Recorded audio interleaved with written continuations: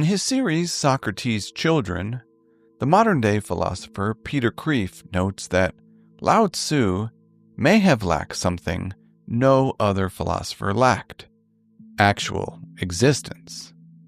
Some scholars believe he was a myth. His name means simply the old man or the old master. In this edition of the Perennial Lives series, we're exploring the life and way of Lao Tzu, a Chinese philosopher from around the 6th century BC. According to ancient records, Lao Tzu and Confucius are the only two religious founders who ever met each other. Confucius wrote at the meeting, "I know a bird can fly. I know a fish can swim. I know animals can run. Creatures that run can be caught in nets. Those that swim can be caught in traps. Those that fly can be hit by arrows. But the dragon is beyond my knowledge. It ascends into heaven on the clouds and the wind. Today I have seen Lao Tzu, and he is like the dragon." Lao Tzu is credited with founding the philosophical system of Daoism. He is best known as the author of the Tao Te Ching, translated as, quote, "the way of virtue."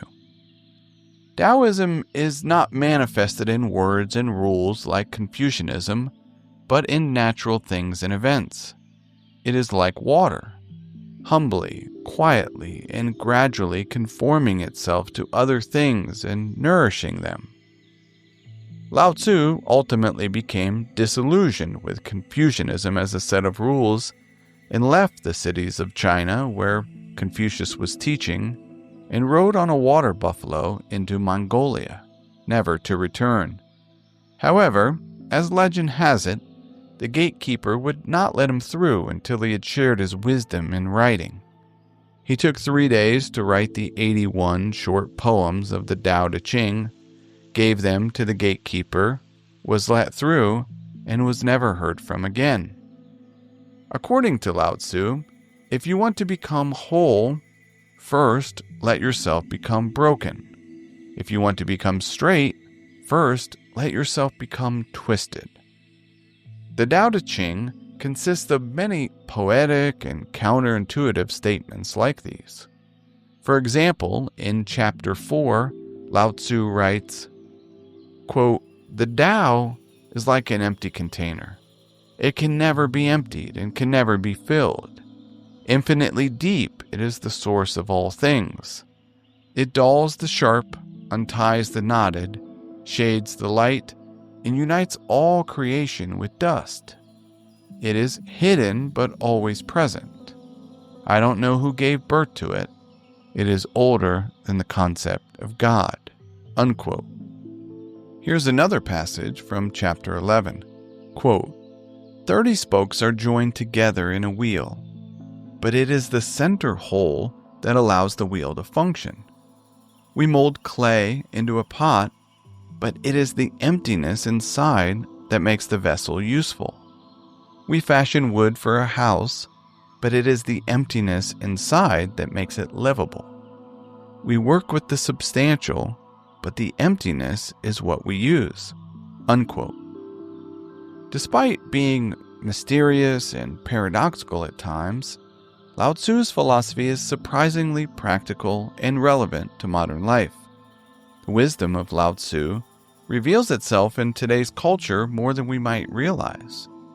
For example, Disney's popular Mandalorian series uses several phrases and concepts directly from Daoism, like, quote, "the way," and, quote, "those who know do not speak."